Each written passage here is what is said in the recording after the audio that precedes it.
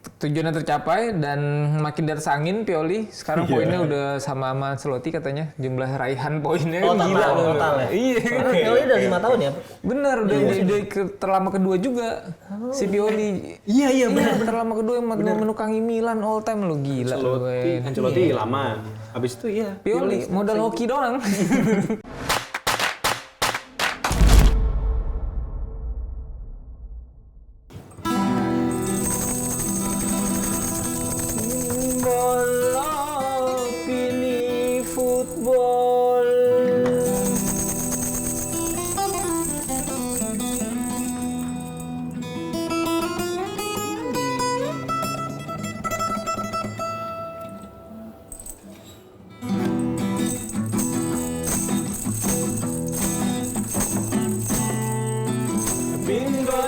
Opini football, tempat tifosi pada ngobrol untuk membahas sepak bola.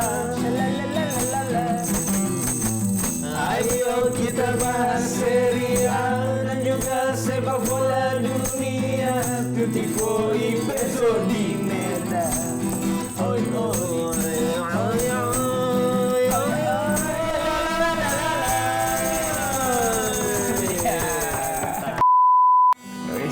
Episode Ramadan nih. Khusus Ramadan. Ciao tifosi, welcome back to Pinball. Jumpa lagi di acara kami sepak bola yang membahas ini bukan sepak bola, ini sebenarnya acara. Gue ngomong apa sih? Gara-gara dia nih.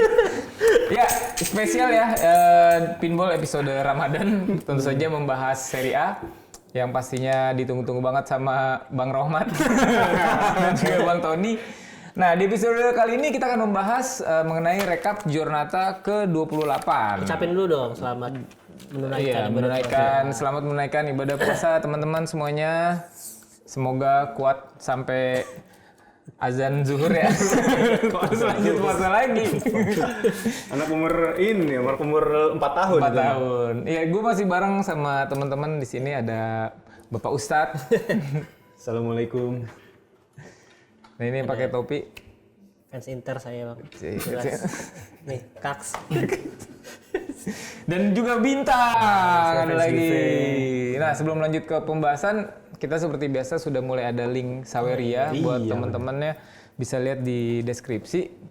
Jadi nanti link Saweria ini kalau yang nyawer kita bisa bacakan komentarnya di sesi nanti sebelum minuman datang. Benar. Gitu. Nah, kita lagi puasa juga sekarang ini. Jadi ngabuburit nih Sambil nunggu maghrib kita bahas bola dulu ya. Jadi ditonton sampai habis, apalagi yang udah nyawer biar tahu dibacain. Kalian bisa di screenshot tuh, pasang di story. Sebuah kebanggaan ya. Dibacain, dibacain sama Aldi yang pasif agresif. Udah mulai keluar dia ini. Kayaknya habis merenung, habis dari Bali ngobrol sama Beli Ngomong sama checking Kontemplasi diri. Kontemplasi diri akhirnya kayaknya brandingan gue terlalu baik deh. Iya, harus lebih mengikuti ini tuntutan publik. betul. Nah, match pertama nih Napoli yang hanya bisa seri melawan Torino. Mungkin di sini sebelum ke Rangga ada yang ingin memberikan Rangga mana ya bang? Rangga nanti ada video. Oh, ada video. Oke. Dia lagi di kereta cepat dia. Kereta cepat. Mundur tapi sama kayak Napoli. Gua mungkin ini sedikit aja sih bang. Ternyata Kvaratskhelia golin terus Napoli menang itu hanyalah mitos. Akhirnya putus di pertandingan ke-20-nya dia tuh. Di pertandingan 20 ketika dia lawan Juventus kemarin dia golin Napoli menang. Nah kali ini di pertandingan ke-21 dia ngegolin putus. Karena hanya bisa seri Iya, hanya bisa seri. Ternyata emang bener kata lu kemarin. Emang itu kayak kebetulan aja. Klinik-klinikan aja. Sama kayak lu bilang kalau di bulan purnama juga ada yang berubah jadi manusia serigala. Nah ini itu dia. Tapi kayak gitu. Selain dia sebenarnya Napoli bermain bagus kemarin. Cuman memang gua ngelihatnya di sini Vanja Milinkovic-Savic sangat bermain ini ya luar biasa lah. Setidaknya ada 4 atau 5 save yang dia buat kemarin. Yang salah satu yang one on one sama Kvarat tuh yang dia tepis, terus tendangan jauh dari Kvarat juga oke bisa ditepis. Jadi kayaknya dia pemain dengan nilai tertinggi di Torino kemarin kalau nggak salah. si Milinkovic-Savic ya. Kovacic. Siapa nama depannya? Vanja. Vanja ya, kalau Sergei ini ke Arab. Udah Arab. Ya, match selanjutnya nih Fiorentina lawan Roma yang katanya kita mau live. Tiduran. Belum sahur. Pertama saya minta maaf dulu nih Bang Bara. Lu dua sama. Saya minta maaf dulu, saya ketiduran, bangun-bangun itu gara-gara dibangunin sahur ya, digedor-gedor kamar saya sama orang rumah. Ini mohon maaf kepada Bang Rahmat Roma dan kepada Bang Tony Roma. Pokoknya semua Roma ini saya minta maaf kemarin nggak jadi live. Padahal di sesi Inter dia nonton, sesinya Milan dia nonton. Itu luar biasa tuh, gue minta maaf banget. Pokoknya next bakalan ada lah ya waktu live Roma ya. Nah ini kalau gue ngelihat pertandingannya, mungkin kalau pendapat gue gini Bang, ini eye for an eye aja sih pertandingan ini. Maksudnya kita tahu Fiorentina itu kan tim yang emang bener-bener nyerang. Kalau gue lihat di WhoScored tuh dia emang benar-benar possession ball dan nyerang banget kan, all out attack lah bisa kita bilang, dan sering banget dia kecolongan kan Karena nyerangnya itu. Tapi Roma juga di bawah Daniel De Rossi juga kan tim yang nyerang juga sebenarnya kan, yang berusaha untuk menguasai permainan gitu. Nah jadi kalau gue lihat sih ini eye for an eye, memang Roma secara possession ball-nya keseluruhan itu unggul. Tapi sebenarnya kalau chance-nya itu Fiorentina tuh menurut gue jauh lebih mateng gitu. Iya. Kayak gol pertama itu kan dari corner. Nah, itu Roma salah antisipasi dua kali. Dua gol itu salah antisipasi. Yang pertama kan dari si Pellegrini. Terus yang kedua itu golnya Hasim Aouar. Sebenarnya udah keblok sama Angelino. Kan Angelino crossing. Iya, Angelino udah keblok terus disamber sama itu sama Aouar. Hasim Aouar. Llorente. Yang pertama Aouar. Iya, Llorente. Nah, itu yang Fiorentina yang golin. Nah, terus kalau Roma gue lihat Mandragora. Mandragora itu golnya bagus tuh, yang dia kontrol dari sekali langsung digeber. Nah, kalau Roma ini Aouar udah balik lagi, dia balik ke first team. Habis itu dia langsung bisa golin, dan ini makanya tadi gue bilang eye for an eye karena gol pertamanya itu juga sundulan sama kayak gol pertamanya Fiorentina, dibalas lagi. Kalau golnya Llorente itu luar biasa banget itu. Nggak ada ampun tuh. Kalau di basket tuh kayak alley-oop Bang. Jadi habis umpan sundul langsung dibandring aja seada-adanya kan. Itu menit akhir juga ya? Menit akhir 90+5. Jadi nggak jadi kalah sebenarnya Roma, dan ini hasil yang positif banget diraih sama Daniel De Rossi karena belum pernah kalah sejak lawan Inter. Jadi dia kalah lawan Inter ya. Lawan Inter kayak semua tim bisa kalah kan. Tapi berarti ini adalah hasil seri pertama Roma di Serie A setelah dipegang Daniel De Rossi. Iya. Sejauh ini kan kalah. Menang kalah. Terus menang. Ini seri. Nah, gue mau ngasih kredit lebih buat Svilar sih. Di sini mainnya bagus banget, tenang banget, dan dia nahan penalti dari, gue lupa eksekutornya si Biragi. Christian Biragi. Itu bagus banget, bener-bener ditebak gitu. Motivasinya Belotti di match ini kelihatan banget sih. Dia pengen menunjukkan diri, dia main ngejar bola, semangat. Ngejar bola, dan penalti juga gara-gara dia kan. Iya, dijatuhin. Jadi kalau Paredes ya? Jadi Paredes mainnya juga agak kepancing kayaknya tuh. Kalau gue lihat sih emang deployment-nya Roma juga nggak banyak berubah, 3-4-2-1. Ini formasi yang sering juga dideploy sama Daniel De Rossi, dan permainannya juga kita sama-sama tahu lah mainnya kayak gimana gitu kan. Di sini si El Shaarawy menurut gue mainnya juga lumayan Spartan gitu, dan sebenarnya Angelino juga lumayan sih di pertandingan ini, tapi emang kayaknya ada salah antisipasi dari dia juga tuh golnya. Iya. Secara offense emang karakter dia tuh lebih ofensif banget sih menurut gue. Dibandingkan kirinya tuh Spinazzola, biasanya Spinazzola lebih balance, kalau Angelino tuh emang ya offense-nya lebih bagus lah gitu. Ya Sindika juga ada beberapa kali kayak agak meleng di match ini. Paling itu aja sih menurut gua. Roma jadi kayak agak lost fokus aja lawan Fiorentina, mungkin karena tekanan di Artemio Franchi yang menurut gua agak angker juga ya stadionnya, dan agak serem juga gitu suasananya di match kali ini. Ya ini mungkin agak buruk buat Fiorentina karena dia masih terjerembab di posisi 8 ya, belum masuk ke zona Eropa lagi, dan ini untungnya Lazio kalah. Iya, untungnya Lazio kalah, jadi dia nggak kehilangan posisi. Dan Roma udah diam-diam udah makin naik nih, udah mau nyalip bolonya di posisi 4. Cuman beda berapa? 3 poin. 3 poin. Itu sih paling tanggapan dari gue. Oke, ini kayaknya udah buka ya. Buka jam berapa sih sekarang nih? Hari ini 6:10. 6:11.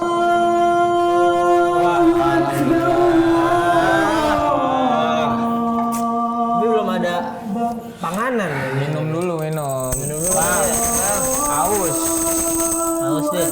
kita buka juga hari ini, hari pertama. Assalamualaikum. Waalaikumsalam. Ini hari pertama versi NU ya. Kalau Muhammadiyah udah kemarin. Ya, jadi sebenarnya tak kecilin dulu tak. Bisa gitu ya, jadi dikecilin. Maaf. Ya ini karena sebenarnya walaupun Bang Bintang sama Bang Reja seri kan harusnya dapat air putih. Cuman kayaknya nggak afdol lah. Hari pertama puasa. Pada protes lo diam. Ini ada minuman dari Ini ada di sini. Oh iya. Ini udah buka. Ini udah buka. Udah siap-siap gue. Ini berkala dengan yang manis-manis. Betul. Gitu. Jadi 7 kurma nih ya. Ini mereknya 7 kurcaci. iya. Belum masuk. Belum masuk. Baru kita sebut. 7 kurma nggak apa sebut tapi masuk. Iya tolong kontak nanti saya tag di Instagram. Kantor udah Romi. Iya. Bulan puasa aja. Pas banget nih bulan puasa. Kantornya di Bogor nih. Iya. Gorengannya mana bang? Gorengannya? Wah cocok. Abis ini aja di belakang ya. Oh ini produknya Mayora cuy. Ya, makasih, Bang, ya. Di Kalideres kantornya. Iya. Dekat rumah. Dekat rumah. Ya kita buka dulu lah. Iya. Silakan berbuka. Bismillahirrahmanirrahim. 7 kurma dengan susu steril kurma. Biar masuk. Enak.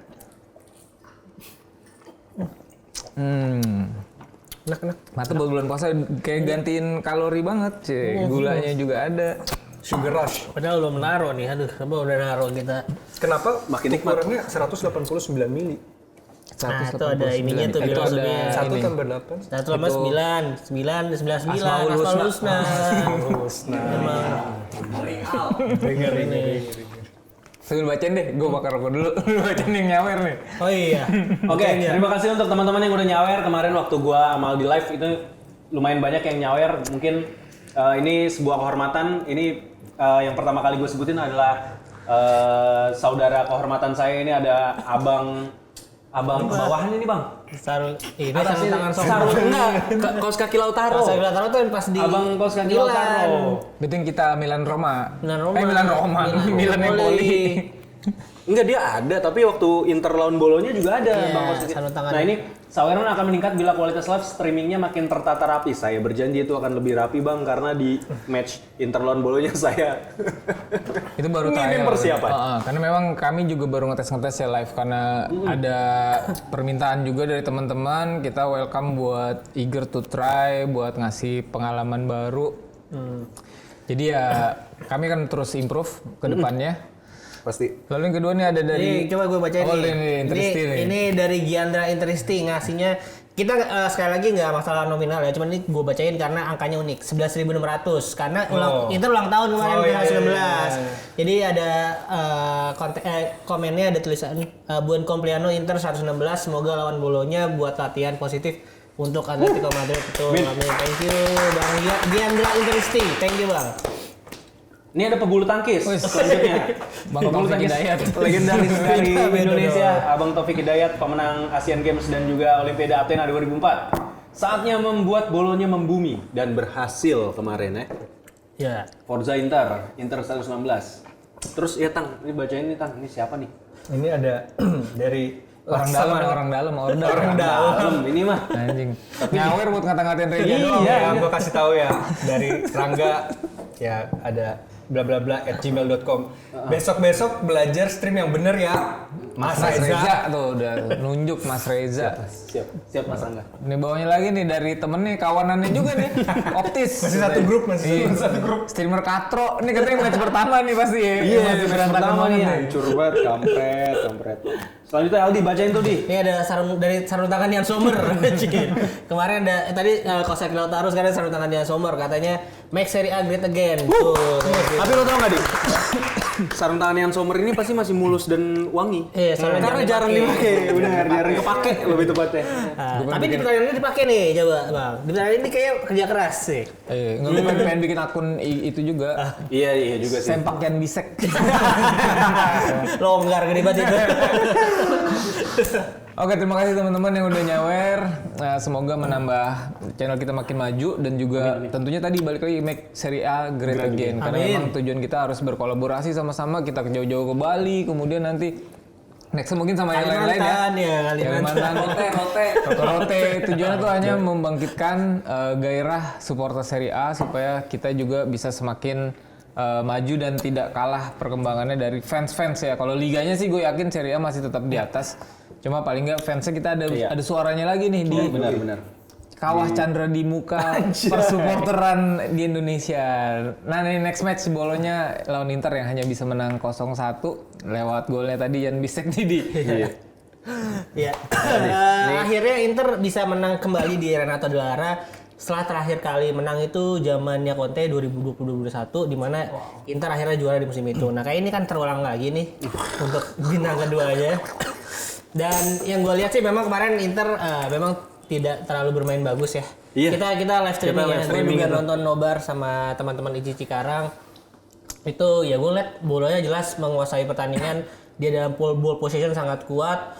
Bahkan pede banget dia main di belakang ya. Kemarin gue beberapa kali lihat masing-masing di depan kiper tuh cukup rapih lah mereka mainnya. Jadi kemarin tuh Inter gue rasa hanya bukan menunggu sih, maksudnya bisa dapat peluang dari kesalahan dulunya tuh. Pertama yang dari direbut Thuram terus jadi peluang Barella sayang sekali 1-on-1 tapi masih gagal melewati menendang melewati korupsi. Yang memang kemarin juga bagus kaget dia nggak gol itu sih. Terus ya seperti yang gue bilang di episode prediksi memang bolonya dalam ball position memang kuat tapi dalam membuat attempt yang berbahaya big chance itu agak kurang mereka banyak, bahkan di pertandingan kemarin sebenarnya Inter lebih banyak juga shoot on targetnya 4/3 tapi memang banyak peluang yang out of target lah yang mereka kemarin. Terus gue lihat Zirkzee, gue nggak tahu kenapa ditarik ya di menit-menit ke 70-an nih diganti sama Castro, itu Santiago Castro kalau nggak salah namanya. Betul. Padahal dia juga masih ada peluang yang high kiri sayangnya di blok sama Sommer juga. Zirkzee bagus tuh di situ kok dia nunggu ACRB atau siapa ya udah lewat dia tahan dulu baru tendang high kiri. Sama satu ketahan temannya sendiri juga. Oh iya ada satu yang si Fruller ya kalau si Fruller kalau bentuk Fruller. Iya.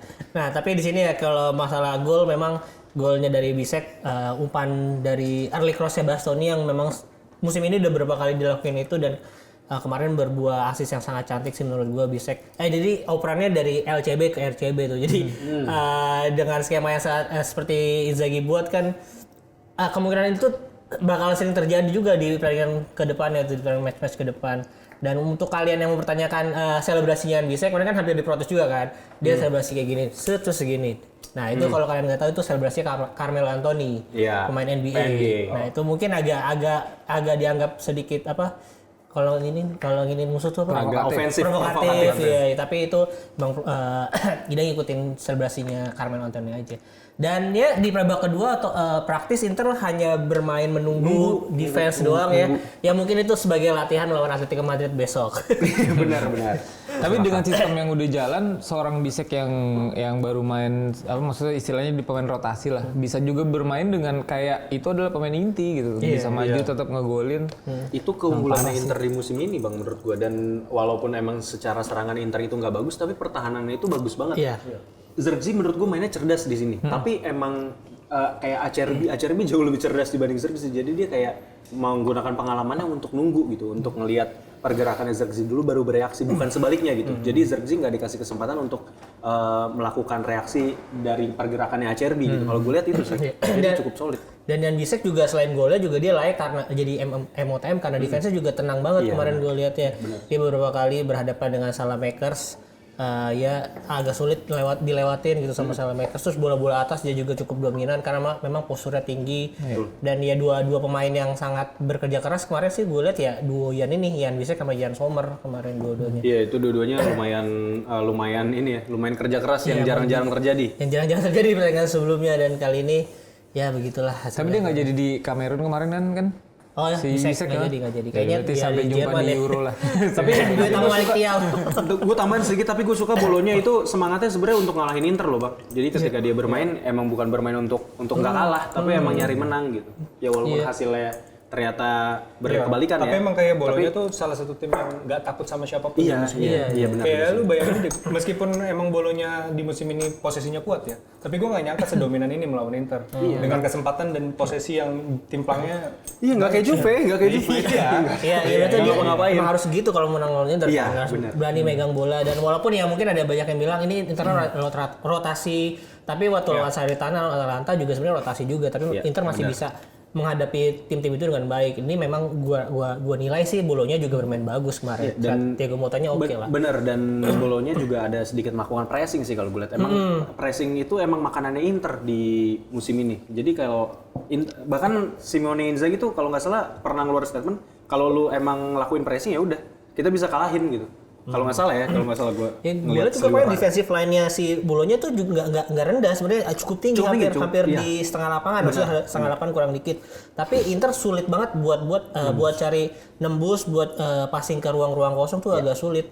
Bahkan gue bisa nilai sih kemarin narrow banget lah pertahanannya Bolonya. Jadi Inter jalur passingnya susah banget nyarinya. Gitu. Setuju. Makanya jadi pertandingannya kayak agak lambat banget gitu. Karena ya kayak main catur. Gue seneng Motta dengan pelatih modern yang model dia beda IQ sama Pioli ya. Dia formasinya adaptif banget kan buat ngelawan Inter juga dia berani. Sayapnya tuh dipasang 2 kan, maksudnya 2 kanan dan 2 kiri karena Inter kan selain dari si yang kemarin di Marco apa siapa yang main? Augusto. Si Augusto atau si Darmian kan juga kayak Bastoni bisa crossing kan. Nah, Bolonya at least dia berusaha mengantisipasi itu dengan skema yang jelas gitu, dengan dia menempatkan 2 orang sayap buat menahan itu aslinya. Iya betul. Kalau itu bukan Bastoni belum tentu pemain itu bisa crossing kan. Maksudnya dia mengantisipasi meminimalisir ada chance-chance itu ya. Ya, seru banget sih itu kemarin memang. Nah, next ke Juventus sama Atalanta ya, terima kasih banget Kopenhagen atas golnya. Akhirnya Milan bisa senang naik sekarang ke posisi yang semula kalau gue bilang. Posisi seharusnya Milan musim ini. Oh gitu. Gimana nih Gimana kalau Atalanta nih? Ini memang pertandingan yang sangat Masya Allah ya. Kenapa? Luar biasa ya. Ya mungkin gue sekarang melihat Allegri tuh mulai berpikir gimana caranya memangkas 7 poin dari posisi 4. Memangkas 7 poin dari posisi 4. Supaya target musim ini tercapai. Oh ya mereka kan 4 besar dong targetnya. 4 besar kan. Posisi 4 bukan 4 besar kali. Kayaknya posisi emang 4 harus posisi 4. Harus posisi 4 kan kayaknya kan. Kayak Arsenalnya zaman Wenger berarti.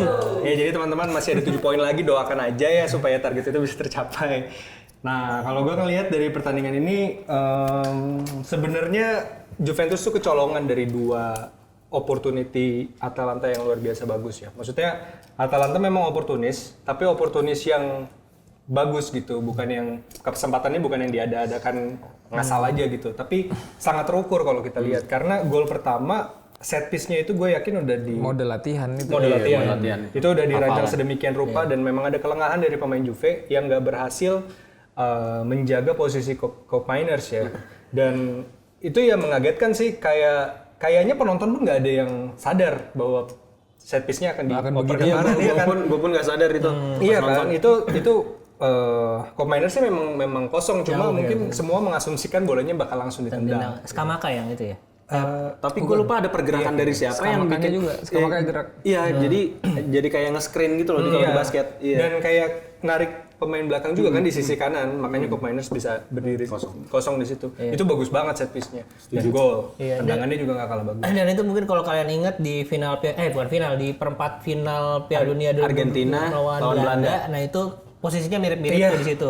Tapi yang passing Kopenhagen waktu itu passing ke Weghorst di menit akhir itu, tendangan terakhir itu 119, ya pokoknya itulah. Tapi sekarang dia yang jadi eksekutornya. Mungkin idenya dari dia juga ya. Waktu itu di Piala Dunia pernah kayak gini nih bro. Nah itu dan jangan sampai dikesampingkan juga bahwa tendangannya memang bagus. Iyalah, bisa mencetak gol. Terus untuk gol kedua itu juga sebenarnya pola permainan yang gimana ya? Gol keduanya Atalanta ya? Iya, gol keduanya Atalanta. Itu dari through ball dan emang Atalanta itu punya kekuatan di through ball. Betul. Tapi maksud gua penempatan dari penyerang-penyerang Atalanta yang sejajar dengan back, terus timing ketika dia ngoper ke sisi kiri di kaki kiri Kopenhagen kan itu, terus langsung di shoot ke situ, itu juga gua rasa dari training ground sih. Nggak melihat opportunity di lapangan gitu doang. Cuma kayak karena timing dan juga eksekusi dari Kopenhagen itu pas banget. Kayak udah hafal. Dan ketika ditendang nggak ada yang siap, kiper juga nggak siap kan. Szczęsny kayak wah kok tiba-tiba ditendang dan masuk gitu, agak jauh kan itu. Nah kalau selain dari 2 golnya Atalanta yang bisa gua dari Juve-nya mana ini? Dari Juve-nya dulu. Dari Juve-nya ya, yang pertama mungkin kita kembali lagi melihat permainan antara McKennie dan Cambiaso yang tuker-tukeran. Karena Cambiaso banyak masuk ke dalam, McKennie juga banyak bermain keluar. Cuma mungkin faktor ini udah nggak terlalu membuat bingung lawan ya, karena kayaknya Atalanta berhasil juga meredam combo dari dua pemain itu. Terus Miretti lagi-lagi nggak dewasa di pertandingan ini. Gue kasihan sih, kayak gue harus iya, tapi maksud gue kayak gue sampai mengkritisi dia terus-terusan gitu di tiap episode dan tapi gimana gitu, karena ada kejadian kemarin yang keterlaluan sih menurut gue. Miretti kehilangan bola di sepertiga pertahanan lawan, tapi ketika dia kehilangan bola karena kesalahannya sendiri ya BTW, karena dia kontrolnya nggak bagus atau karena pergerakannya nggak bagus, terus dia ketika bolanya hilang dia kayak mencoba menyalahkan lawan dan ngelihat ke wasit gitu.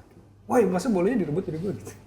Dan ketika bolanya dioper ke pertahanan Juve itu menghasilkan peluang buat Atalanta. Dan maksud gua dari gestur Miretti itu kelihatan itu kesalahannya dia sendiri, tapi dia menyalahkan keadaan gitu. Dan itu menurut gua sangat tidak dewasa sebagai pelatihnya Allegri. Ya, mungkin ya, karena mungkin Allegri nggak berhasil kayak mendidik dia untuk lebih kuat lagi ya. Mungkin gua nggak tahu. Cuma Miretti udah berkali-kali, ini udah 3 pertandingan beruntun yang memperlihatkan ketidakmatangan Miretti. Tapi kan ini gue kenapa Miretti jadi kayak gitu? Gue di perjalanan ke sini tuh gue dengerin podcast Signora ya, itu podcastnya Bang Anjer sama ada Om Rick. Gue suka banget tuh ulasan dari mereka berdua. Miretti ini kan sebenarnya tipikal pemain kreatif dan cerdas gitu. Jadi bukan jadi ototnya. Nah, masalahnya yang ditaruh di sana, Miretti itu jadi ototnya, jadi box to boxnya. Sedangkan Locatelli malah disuruh ngatur yang padahal sebenarnya dia itu box to box, ya kan? Nah, itu sih paling menurut gue yang jadi catatan kenapa Allegri-nya juga. Betul. Menurut gua ada andil besar di sana gitu. Betul. Cuma yang permainan Miretti. Iya, yang gua tekankan di sini adalah terlepas dari role apapun yang diberikan kepada Miretti, harusnya dia punya tanggung jawab dan juga rasa kayak ownership yang lebih gitu pada tim. Kalau dia kehilangan bola karena kesalahan dia sendiri, ya dia nggak usah nyalain yang lain. Kalau dia memang ditugaskan menjadi pemain yang kreatif, ya harusnya dia bisa meloloskan diri dari tekanan lawan. Harusnya dia bisa ngasih operan yang lebih bagus. Nggak gimana ya? Kita tuh udah terlalu banyak melihat keputusan Miretti yang antara selfish atau tidak tepat. Tapi dia emang nggak di situ gitu mainnya kan. Iya, tapi gini loh. Oke, kalau lu bilang kan tadi Miretti pemain yang kreatif ya. Iya. Harusnya lebih otak lah. Iya, harusnya dia punya kemampuan lebih dong dalam mengecoh lawan. Iya. Harusnya dia punya kemampuan lebih dalam visi, ya kan? Tapi sejauh ini di mana letak kelebihan dia itu dipertunjukkan? Tapi dia dibikin capek sama posisinya dia yang box to box. Itu sih yang jadi. Ya memang, cuma gimana ya? Kadang ada dalam kondisi yang sudah kosong, keputusannya itu tetap tidak tepat gitu. Gua sering sekali melihat. Ngerti. Memang mungkin untuk Allegri tantangannya adalah kondisi pemain yang lagi pada nggak fit ya, kayak misalnya McKennie kemarin habis cedera. Gue juga kaget ya, karena dia kemarin main dan mainnya juga cukup bagus. Kalau ngasih 2 assist kan yang satu ke dada tuh ke milik kalau nggak salah kan. Iya. Pinter tuh dia. Locatelli aja yang sejauh ini masih lebih bisa diandalkan ya, kayak Rabiot, McKennie sering gonta-gantian cedera. Terus Alcaraz juga kemarin katanya cedera. Mungkin cedera ringan aja sih.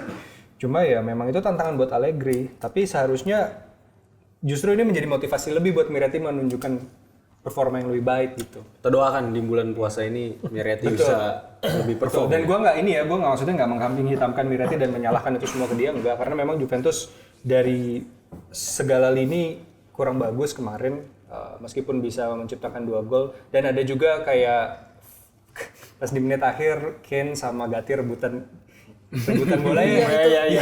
Itu kan akhirnya main lagi ya? Iya, kita main lagi, dan itu kalau kalian lihat di replay kayak Gatti bete banget gitu. Tapi gue mau nge-note sedikit, Chiesa kan di sini ditaruh sebagai striker ya. Betul. Tapi lu lihat deh pergerakannya dia waktu gol pertama, sebenarnya dia itu lagi ada di posisi lebar dan itu sebenarnya lebih efektif gitu. Iya, Kalau gue makanya ngeliatnya. efektif tuh lebar dia. Gue bingung. Tapi tetap dipaksain di striker kan. Cuy. Banget itu. Paling itu. Itu Ken tuh udah pengen golin banget itu makanya di rebutan. Belum golin Ini akhirnya gue main lagi pengen golin deh. Lo kalau main kayak main fun football lo belum golin, kayak ada yang kurang gitu kan Bang Bara ya kan, kayak belum 1 gol sama sekali kan di Serie A kan. Itu tuh bahunya Gatti beneran dipegang. Ambis lah tergolin emang Ken. Moses Ken kan ngerasa gue bayar HTM sama. Iya gitu kan. Main dikit. Ya lanjut kita ke pertandingan selanjutnya nih yang kemarin kami live juga ya. Milan melawan Empoli, pertandingan capek. Capek ngeliat Milan gimana ini main untuk melawan tim sekelas Empoli tapi effortnya masih gitu-gitu aja. Lagi-lagi ya Pioli skemanya udah mulai baku formasinya, nggak ada pergerakan macam-macam. Tapi yang gua heranin adalah ketika dia mencoba membongkar melalui sayap, sementara yang dipasang di tengah adalah Jovic bukan Giroud. Dan Jovic juga sering ngilang. Ketika crossing yang tengah tuh jadinya Okafor kan dari postur dan juga dia atribut sundulannya kan nggak ada. Jadi lagi-lagi Pioli mengarahkan Milan untuk bermain tidak sesuai dengan kapasitas pemainnya ya. Maksudnya kalau di momen crossing harus ada Jovic. Kalau nggak ada Jovic lu main cutback bawa ke tengah atau bahkan akhirnya menjadi gol ketika dia mulai merubah cara permainan itu terupas dari Benacer ya ke Okafor. Okafor crossingnya ke bawah gitu, harusnya gitu kalau nggak ada Giroud tuh jangan crossing kepala. Dan akhirnya si Pulisic bisa ngegolin. Ya idenya sih berusaha menang, merotasi pemain karena besok akan UEL melawan Slavia Praha. Tandang belum aman, masih unggul 2 gol. Tapi ya mungkin gue kan kemarin di episode prediksi tuh mikirnya dengan gak dia Leo kan Leo kartu merah kemarin kan bakalan ada banyak variasi bermain tapi ternyata nggak ada kemarin ya. Gue kira maksudnya jadi laut Pulisic lebih banyak tapi tetap laut kiri-kiri juga ya kemarin si Theo sama Okafor. Yang ada kemarin tuh variasi komentar dari tifosi kemarin ya Bang ya. Ngeceng-ngecengin kan memang malah sundulan terus juga yang serunya kemarin ketika nobar tuh adalah ngetawain Chukwueze. Chukwueze tiap bola jahat banget kagak sendiri tuh nih. Kermut pasti. Ini warga Depok kejam-kejam banget orang pemain lagi main. Ceng-cengin. Dong sama Bang Lino. Iya, Lino, Refli, Rio semuanya dah. Kacau. Ya akhirnya tapi tujuannya tercapai dan makin di atas angin Pioli. Sekarang poinnya udah sama Ancelotti katanya. Jumlah raihan poinnya total ya? Iya. Pioli udah 5 tahun ya? Benar, udah terlama kedua juga si Pioli. Iya benar. Terlama kedua yang menukangi Milan all time lo gila. Ancelotti lama.